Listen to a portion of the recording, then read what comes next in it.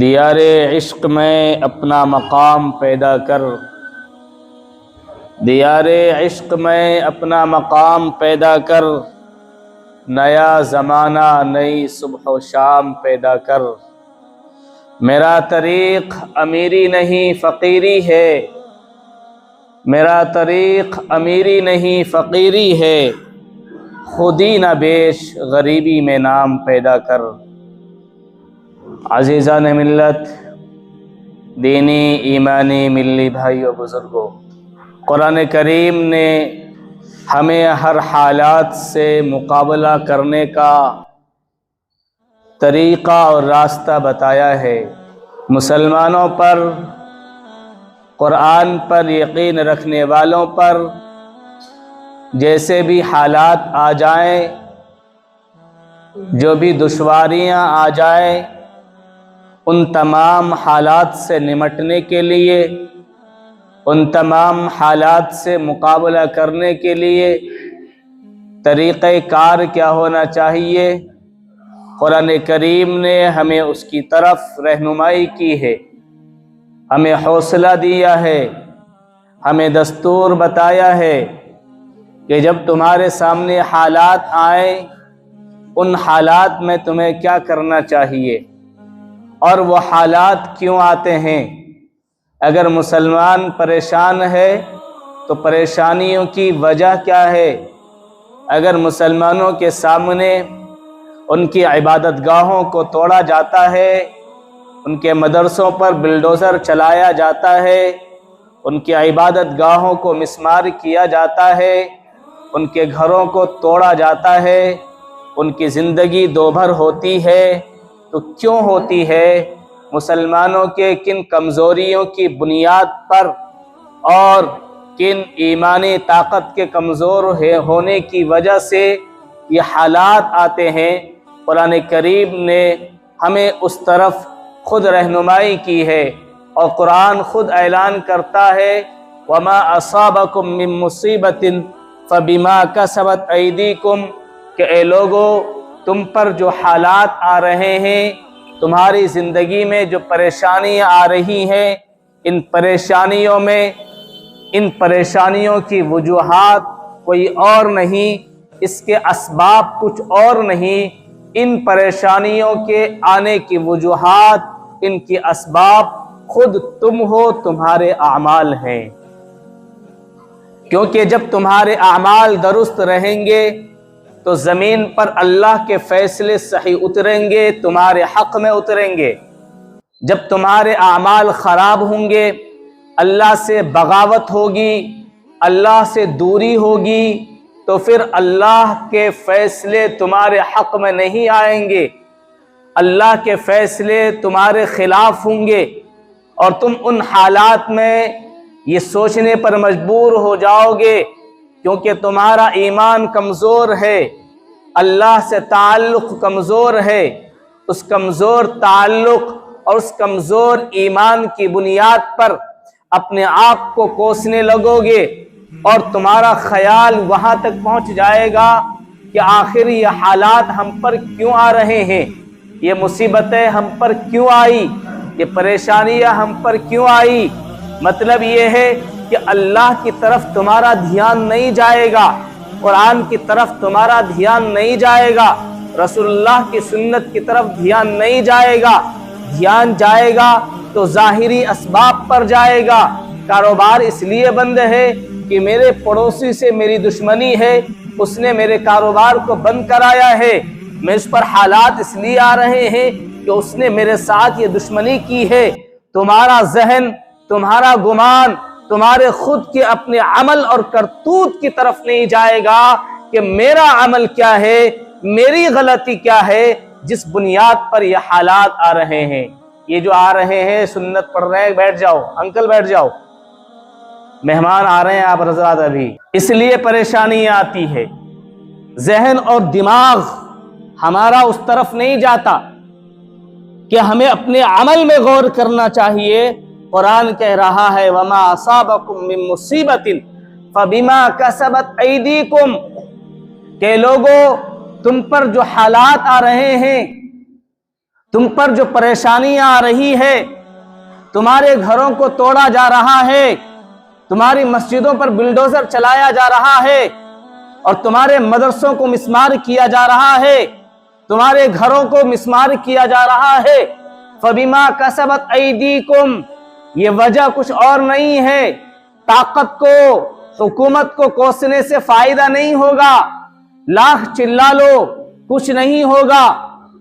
وجہ فَبِمَا كَسَبَتْ أَيْدِيكُمْ، کہ تمہارے اپنے اعمال کی وجہ ہے، تمہارے کرتوت کی وجہ ہے کہ آج تم نے اللہ کے گھر کو ویران کیا، تم سے اللہ کے گھر چھینا جا رہا ہے، تم نے مدرسوں کو حقیر نگاہ سے دیکھنا شروع کیا، تم نے مدرسوں کو بد نظری سے دیکھنا شروع کیا، تمہارے مدرسوں پر بلڈوزر چلائے جا رہے ہیں، تمہارے مدرسوں پر غیر قابض ہو رہے ہیں، تم نے اللہ سے رشتے کو توڑ دیا، اللہ سے تعلق کو توڑ دیا، اور اپنی زندگی میں مگن ہو گئے، مست ہو گئے، اپنے کاروبار میں بیزی ہو گئے، اپنے دیکھ ریکھ میں بیزی ہو گئے۔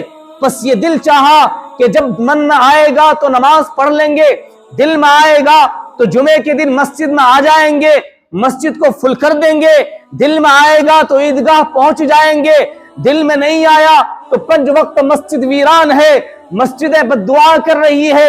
مسلمانوں، جس محلے کی مسجدیں ویران ہوگی وہ محلہ کبھی آباد نہیں ہو سکتا۔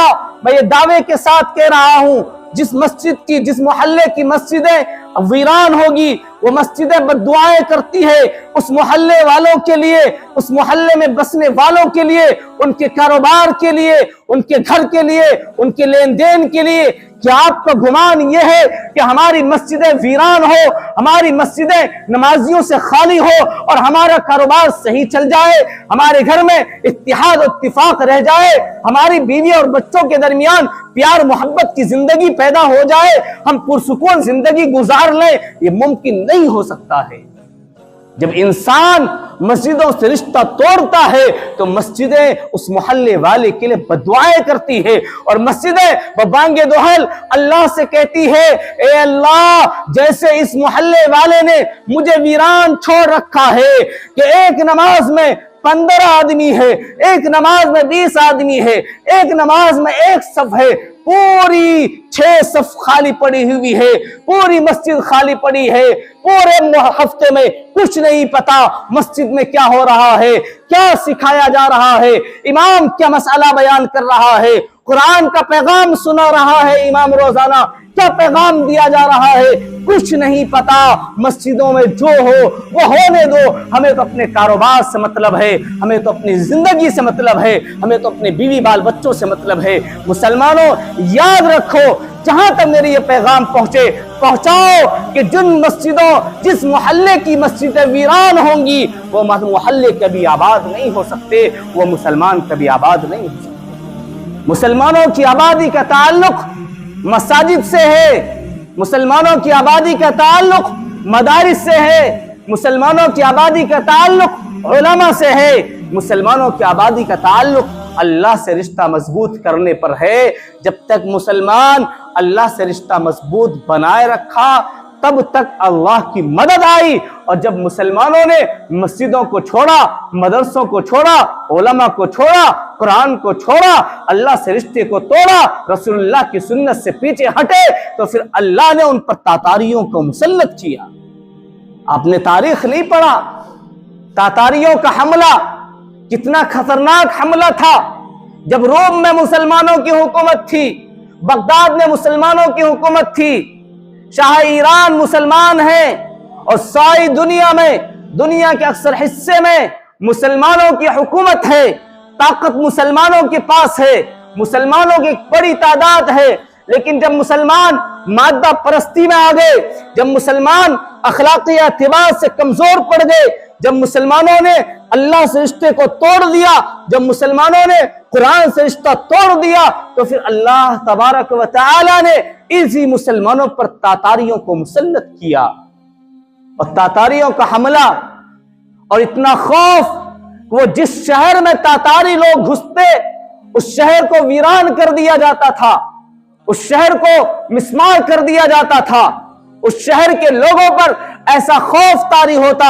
مولانا ابو الحسن علی میاں ندوی رحمت اللہ علیہ تاریخ دعوت و ہزیمت میں لکھتے ہیں کہ تاتاری کا دہشت اور ان کا خوف مسلمانوں پر ایسا تھا کہ اگر ایک گلی میں 100 مسلمانوں کے مکانات ہیں اور ایک تاتاری کوئی آدمی اس گلی میں گھس جاتا تو کسی 100 مسلمانوں میں سے کسی کی ہمت نہیں ہوتی کہ اس ایک انسان کا مقابلہ کر لے۔ وہ سارے پورے مسلمانوں کے اس محلے کو آپ برباد کرنے کے لیے ایک تاتاری انسان کافی تھا۔ ایسا خوف طاری ہو گیا تھا مسلمانوں پر۔ مولانا نے آگے لکھا کہ ایسا خوف تھا کہ ایک تاتاری عورت مرد کے لباس میں، مرد کے بھیس میں ایک گھر میں گھستی ہے اور اس گھر کے، اس خاندان کے اور اس کے تمام افراد کو اکیلی وہ عورت قتل کر دیتی ہے۔ کسی کی ہمت نہیں ہوتی اس سے مقابلہ کرنے کی۔ اور آگے فرمایا کہ دہشت کا یہ عالم ہو گیا تھا مسلمانوں پر کہ ایک تاتاری مسلمانوں کو گرفتار کر کے ان سے یہ کہہ دیتا کہ تم اپنا سر اس پتھر پر رکھو، میں شہر سے جا کر میں اوزار لے کر آتا ہوں، خنجر لے کر آتا ہوں اور اس خنجر سے تمہارا سر قلم کروں گا۔ کسی مسلمان کی ہمت نہیں ہوتی کہ یہ مسلمان وہاں سے سر اٹھا کر بھاگ جائے۔ وہ تاتاری شہر جاتا اور شہر سے خنجر لاتا اور ان مسلمانوں کے سر کو قلم کرتا، لیکن کسی کی یہ مجال نہیں کہ وہاں سے وہ بھاگ جائے۔ ایسا خوف تھا۔ بغداد جو علم کا مرکز تھا، جہاں پر کتابیں تھی، لائبریریاں تھی، جہاں پر مسلمانوں کا جداء الحکومت تھا، بغداد میں ایسا قتل عام کیا کہ بغداد کی نہروں میں پانی کی جگہ خون دوڑنا شروع ہو گئے۔ ایسا نظام بنایا گیا اور یہ سب تب ہوا جب مسلمانوں پر حکومت کے باوجود، مسلمانوں پر طاقت کے باوجود صرف کمزوری یہاں پر آئی کہ ان کے اخلاق خراب ہو گئے۔ انہوں نے اپنا رشتہ اللہ سے توڑ لیا، انہوں نے اپنا تعلق اللہ سے ختم کر دیا، انہوں نے قرآن سے اپنا رشتہ توڑ دیا تھا، اس لیے اللہ تعالیٰ نے ان پر یہ عذاب مسلط کیا۔ آج ہمارا رشتہ، ہمارا تعلق اللہ سے کتنا مضبوط ہے، ہمارا تعلق کتنا مضبوط ہے کہ ہماری مسجدیں ویران ہیں، ہمیں فکر نہیں ہے، ہم عیش کی زندگی گزارنے میں مصروف ہیں۔ آئے دن آپ کی مسجدوں پر حملے ہوتے ہیں، آپ کے مدرسوں پر حملے ہوتے ہیں۔ 3 دن قبل مہرولی کی مسجد اخنجیب کو مسمار کر دیا گیا۔ صبح کے وقت میں وہاں کے امام اور مؤذن کے موبائل کو ضبط کر کے اس مدرسے کے بچے کو تحویل میں لے کر اس مدرسے اور مسجد پر بلڈوزر چلا دیا گیا۔ کسی پر جوں تک نہیں رنگی، کسی کی ہمت نہیں ہوئی کہ اس کے خلاف آواز اٹھائے۔ صرف تحریر لکھ دینا، قائدین ملت اسلامیہ اور ہندیہ صرف تحریری شکایت درج کر لینا یہ کافی نہیں ہے مسلمانوں، بلکہ ضرورت ہے کہ ہم ان حالات کا مقابلہ کریں، اور ان حالات کا مقابلہ ہمیں کرنا پڑے گا۔ ہمیں اپنے اندر بیداری لانی پڑے گی۔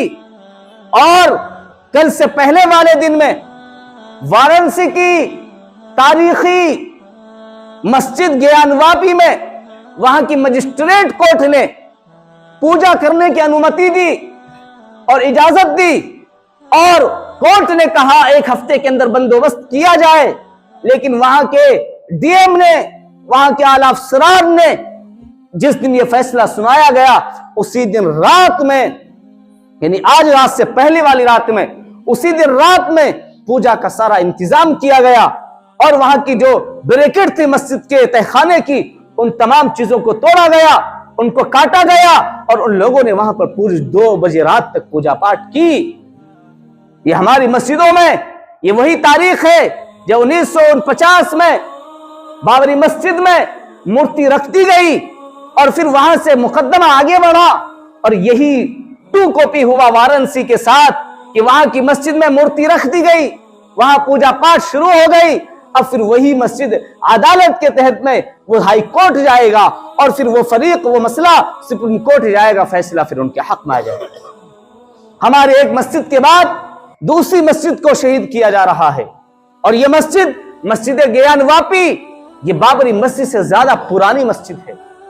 سن 802 سے لے کر 842 تک کے درمیان میں اس مسجد کو تعمیر کیا گیا ہے.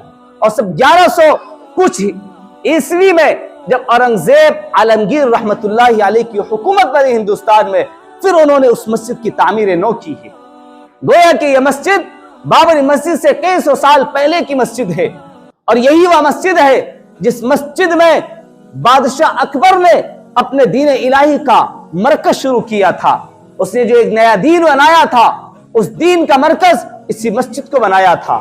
اسی مسجد سے اپنے دین کی نشر و اشاعت کرتا تھا. وہ ایک تاریخی مسجد کو شہید کیا جانے والا ہے. اس مسجد کو وہ ہماری مسجدیں ہیں، آپ کی مسجد ہے. ہماری مسجدیں کیوں چھینی جا رہی ہے؟ کیا ہمیں کبھی فکر ہوئی اس بارے میں؟ ہمارا ضمیر کیوں نہیں جاگ رہا ہے؟ ہم کیوں اب تک خواب غفلت میں بیدار نہیں، خواب غفلت سے بیدار نہیں ہو رہے ہیں؟ ہم کیوں سوئے پڑے ہیں؟ قرآن کہہ رہا ہے وَلَا تَهِنُوا وَلَا تَحْزَنُوا وَأَنْتُمُ الْأَعْلَوْنَ إِن كُنتُم مُؤْمِنِينَ کہ مسلمانوں تم ڈرو مت، تم گھبراؤ مت، حالات سے شکست مت ہو، لیکن کامیابی تمہیں جب ملے گی جب تم ایمان پر قائم رہو گے، جب تمہارا تعلق اللہ سے مضبوط رہے گا، جب تمہارا تعلق دین سے مضبوط رہے گا، جب تمہارا تعلق رسول اللہ کی سنت سے جڑا ہوا ہوگا، تب تمہیں کامیابی ملے گی. آج ہمارا تعلق اللہ سے ٹوٹ چکا ہے، ہمارا تعلق دین سے مٹ چکا ہے، ہمارا تعلق رسول اللہ کی سنت سے ٹوٹ چکا ہے. اس لیے ہم پر حالات آ رہے ہیں، اس لیے ہم پر پریشانی آ رہی ہے. اس لیے کے بعد مسلمانوں یہ مت سوچو کہ یہ معاملہ وہاں پر ہوا ہے، کل آپ کے ساتھ بھی ہوگا، کل آپ کی مسجدوں پر، کل آپ کے گھروں پر بلڈوزر چلایا جائے گا اگر آپ خواب غفلت سے بیدار نہیں ہوئے. ہم اللہ سے اگر توبہ نہیں کرتے ہیں، اللہ سے اپنے گناہوں کی معافی نہیں مانگتے ہیں، مسلمانوں یاد رکھو تاریخ میں ہمارا نام و نشان تک باقی نہیں رہے گا. یہ مت سوچو کہ مسلمان ختم ہوگا تو اسلام ختم ہو جائے گا. اسلام کی حفاظت کی ذمہ داری اللہ نے لی ہے اور اسلام قیامت تک زندہ جاوید رہے گا. اسلام کو کوئی ختم کرنے والا نہیں ہے. ہاں اتنا ضرور ہوگا وقت کے جو مسلمان ہوں گے وہ ختم کر دیے جائیں. ان ظالموں کے ہاتھ ہماری لاشیں گر جائیں گی، آپ کے گھروں پر بلڈوزر چلا دیے جائیں گے اگر ہم بیدار نہیں ہوئے. مسلمانوں اب بھی خواب غفلت سے بیدار ہو جاؤ، ہوش میں آ جاؤ، اللہ سے تعلق مضبوط کر لو، ان مسجدوں کو آباد کر لو، اللہ کے واسطے ان مسجدوں کو آباد کر لو. یہ ہمارا جرم ہے، ہمارا گناہ ہے کہ ہمارے ان گناہوں کی وجہ سے ہماری مسجدیں توڑی جا رہی ہے، ہماری مسجدوں پر قبضے کیے جا رہے ہیں، ہمارے جرم کی وجہ سے ہمارے مدرسوں پر بلڈوزر چلائے جا رہے ہیں. ہم اپنے کاروبار میں مست ہیں، اپنی دنیا کی زندگی میں مگن ہے، ہمیں کوئی فکر نہیں ہے. میرے بھائی اللہ ہمیں معاف نہیں کرے گا اگر ہم خواب غفلت سے بیدار نہیں. اس لیے مسلمانوں ہمیں نہ تو گھبرانا ہے، نہ حالات سے شکست کھانا ہے، بلکہ ہمت اور حوصلے کے ساتھ رہنا ہے اور کام جو کرنے کا ہے وہ کرنا ہے. اور وہ کام کرنے کا ہے کہ اپنے ایمان کو مضبوط کرنا ہے. سب سے پہلے نمبر پر اپنا تعلق اللہ سے مضبوط کرنا ہے. مسجدوں کو آباد کرو، صرف جمعے میں مسجدیں نہ بھرو، کچھ نہیں ہوگا. جمعے کی نماز پڑھنے سے کچھ نہیں ہوگا، عید بقرعید کی نماز پڑھنے سے ہوگا جب آپ کی مسجدیں پہنچو وقت آباد ہوگی. آپ کی زندگی میں خوشحالیاں تب آئیں گی جب آپ کا تعلق اللہ سے مضبوط ہوگا. آپ نے کیا سوچ رکھا ہے، مسلمانوں نے کیا سمجھ رکھا ہے کہ ہماری زندگی یوں ہی کٹ جائے گی، ہم پر حالات نہیں آئیں گے؟ مسلمانوں یہ ہماری غفلت کا نتیجہ ہے. اس سے باہر نکل آؤ، اپنا ایمان مضبوط کرو، اپنا تعلق اللہ سے مضبوط کرو. اپنے سماج میں جو رسم و رواج ہے ان رسم و رواج سے سماج کو پاک کرو. تاتاریوں نے جن پر حملہ کیا تھا بغداد میں، مولانا ابو الحسن علی میاں ندوی رحمت اللہ علیہ، ان کے اسباب میں سے ایک سبب انہوں نے لکھا ہے کہ ان کے ہاں ایک رواج تھا جو رواج آج ہمارے سماج میں ہے، جہیز کا رواج. کہ وہ لوگ جہیز اتنا دیا کرتے تھے جس کی فہرست دیکھ کر انسانی عقل دنگ رہ جایا کرتی تھی. یہ بیماریاں ان کے اندر تھی، وہی بیماری آج ہمارے اندر ہے. اگر آج ہمارے علماء، یہ ہم علماء کی غلطیاں ہیں، اس میں کوئی شک نہیں۔ اگر علماء ان مسلمانوں کے نکاح میں، جو مسلمان ڈھول اور تاشے کے ساتھ اپنی بیٹی اور بیٹوں کا نکاح کرتے ہیں، اگر ہم علماء اور سماج کے معزز لوگ بائیکاٹ شروع کر دیں، کسی کے مجال نہیں ہے کہ وہ نکاح اور شادی رسم و رواج کے ساتھ کر لیں۔ سماج کے لوگ جو چودھری ہیں، جو سماج کے معزز ہیں، جو سماج کے بڑے ہیں، کیوں نہیں بائیکاٹ کرتے؟ کیوں وہ علماء جو چاہے کسی مسلک سے تعلق رکھتے ہوں، بریلوی مسلک کا ہو، اہل حدیث مسلک کے ہو، دیوبندی مسلک کے ہو، کسی بھی مسلک کے ہو، اگر ایک مسجد کا امام کسی شادی میں ڈھول تاشے کی وجہ سے نکاح سے منع کرتا ہے، دوسرا امام 1000 میں تیار ہو جاتا ہے، چلو میں نکاح پڑھاؤں گا۔ یہ ہم علماء کی غلطیاں ہیں۔ میں آج اعلان کر رہا ہوں، آپ کے اس محلے میں جس شادی میں رسم و رواج ہوگا، انشاءاللہ وہ نکاح نہیں پڑھاؤں گا، نہ اس شادی میں جاؤں گا، نہ اس کی دعوت ایکسپٹ کروں گا۔ اور میں ان مسلمانوں سے کہتا ہوں جو آپ کے سماج کے معزز لوگ ہیں، آپ بائیکاٹ شروع کیجیے، کسی کی مجال نہیں ہے۔ اگر قبل تو نہ ہو نکاح میں نے قبول کیا، قاضی پڑھانے والا نہ آئے تو نکاح ہو جائے گا۔ کروڑوں روپے خرچ کر لو، لگا لو پنڈال، سجا لو، ہزاروں لاکھوں مہمانوں کو کھانا کھلا لو، لیکن مسلمانوں ضرورت پڑے گی تمہیں ان علماء کی، تمہیں ان مفتیان کرام کی ضرورت پڑے گی۔ جب تک یہ صاحب آ کر اور یہ لوگ آ کر قبول تو نہیں کرائیں گے، تب تک نکاح قبول نہیں ہوگا۔ اس لیے اپنے سماج کو پاک صاف کرو، ان بیماریوں سے ہٹو، اپنا تعلق اللہ سے مضبوط کرو۔ کل یہاں آپ کی پولیس چوکی میں، ڈی ایل ایف کی جو پولیس چوکی ہے، یہاں پر ایک میٹنگ بلائی گئی علاقے کے علماء کو، جس میں میں بھی گیا، فون آیا میں بھی گیا ایک شخص کے ساتھ، زبیر بھائی کے ساتھ۔ جب میں اس میٹنگ میں پہنچا عصر کے بعد، تو وہ صاحب ہمارے وقت کا خیال نہ کرتے مغرب کے وقت آئے، جس کی وجہ سے مغرب کی نماز ہمیں دوسری مسجد میں پڑھنی پڑی۔ میٹنگ میں خیر وہاں پر بات یہ آئی کہ آپ لوگوں سے شانتی اور امن کی اپیل کیجیے۔ تو میں جھٹ سے بولا کہ امن اور شانتی کی اپیل ہم کب تک کرتے رہیں گے؟ ہماری بابری مسجد کو آپ لوگوں نے چھین لی، ہم خاموش بیٹھے رہے، ہم تماشائی بنے رہے، ہم نے آپ کے کورٹ کے فیصلے کو ایکسپٹ کیا، لیکن آپ خود بتائیے ایس آئی صاحب، کیا یہ جو گیان وابی مسجد کے ساتھ ہو رہا ہے، کہ یہ آپ کا ظلم نہیں ہے؟ کیا ظلم نہیں کیا انہوں نے؟ تو وہاں جو پولیس کرمی بیٹھے تھے وہ میرے منہ کو دیکھنے لگے۔ میں نے کہا میں بات غلط نہیں کہہ رہا ہوں، میں اپنا احتجاج درج کرا رہا ہوں، میری طاقت ہے کہ میں آپ تک پہنچا تو میں اپنی بات آپ سے کہہ سکوں، اس میں ڈر اور خوف کا کوئی سوال نہیں ہوتا۔ میں نے کہا صرف ہم سے شانتی کی اپیل کی جائے گی، ان لوگوں سے جو ہماری مسجدوں کو توڑ رہے ہیں ان سے کیوں نہیں آپ شانتی کی اپیل کرتے؟ وہ کہنے لگا، پہلا جملہ اس نے کہا سپریم کورٹ کا آرڈر ہے، سپریم کورٹ نے یہ فیصلہ دیا ہے کہ وہاں پر موتی رکھی جائے۔ میں نے کہا سپریم کورٹ نے؟ میں نے کہا آپ کو معلوم نہیں؟ آپ اس کرسی پر بیٹھے ہیں، سپریم کورٹ یہ کیسے کہہ سکتا ہے؟ یہ تو نہ تو سپریم کورٹ نے کہا نہ ہائی کورٹ نے کہا ہے، یہ ضلع مجسٹریٹ نے کہا ہے۔ اس ایس آئی نے میری بات کو گھما دیا، اس نے کہا کہ نہیں جو بھی ہو خیر، جس نے بھی آ، لیکن فیصلہ آ گیا۔ خیر مسلمانوں، میں وہ رپورٹ میں آپ کو سنانا چاہ رہا تھا کہ ایسی باتیں یہ صرف ہم سے شانتی کی اپیل کرتے ہیں اور دوسروں کو چھوڑ دیا جائے، وہ مسلمانوں کو جو کچھ کرنا چاہے وہ کرتے رہے، لیکن ہم شانتی بنائے رکھیں۔ لیکن میں یہ آپ سے کہتا ہوں کہ ہمیں اپنا تعلق اللہ سے مضبوط کرنا پڑے گا۔ یہ احتجاجی طاقت، یہ مظاہرے کی طاقت سیکنڈ نمبر پر ہے۔ سب سے اول نمبر پر اگر آپ کا اللہ سے تعلق مضبوط نہیں رہے گا تو آپ کا توپ اور تفنگ چلانا بھی کام نہیں آئے گا۔ اگر ہمارا ایمانی قوت مضبوط نہ ہو تو ہمارا احتجاج کرنا کوئی کام نہیں آئے گا، ہمارے آواز بلند کرنا کچھ کام نہیں آئے گا۔ ہماری آواز بلند کرنا جب کام آئے گا جب ہمارا ایمانی طاقت مضبوط ہو، ہمارا رشتہ اللہ سے مضبوط ہو، ہمارا تعلق قرآن سے ہو، ہمارا تعلق دین سے ہو، ہمارا تعلق مساجد سے ہو کہ ہم اپنی مساجد کو آباد کریں، ویران نہ ہونے دیں۔ کریں گے انشاءاللہ؟ آج سے وعدہ کرو کون کون 5 وقت کی نماز کے لیے مسجد میں آئے گا؟ یہ دیکھو یہ ہے ہم مسلمانوں کا حال۔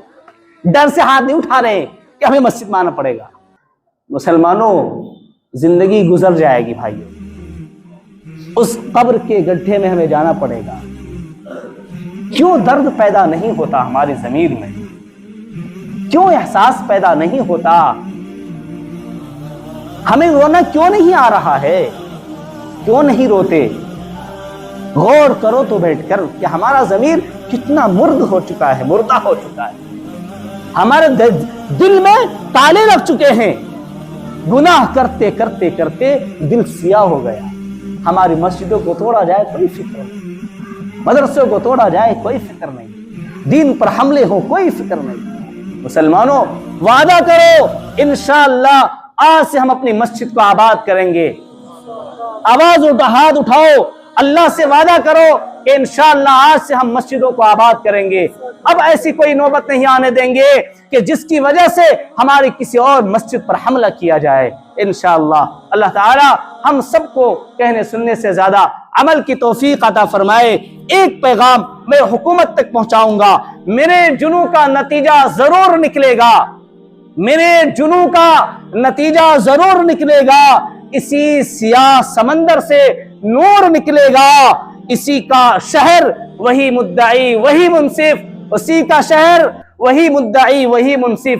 ہمیں یقین تھا ہمارا قصور ضرور نکلے گا کہ آپ نے ہمارا قصور نکال کے ہماری مسجدوں کو چھینا ہے۔ انشاءاللہ یہ مسجدیں دوبارہ پھر آباد ہوں گی۔ وآخر دعوانا الحمدللہ۔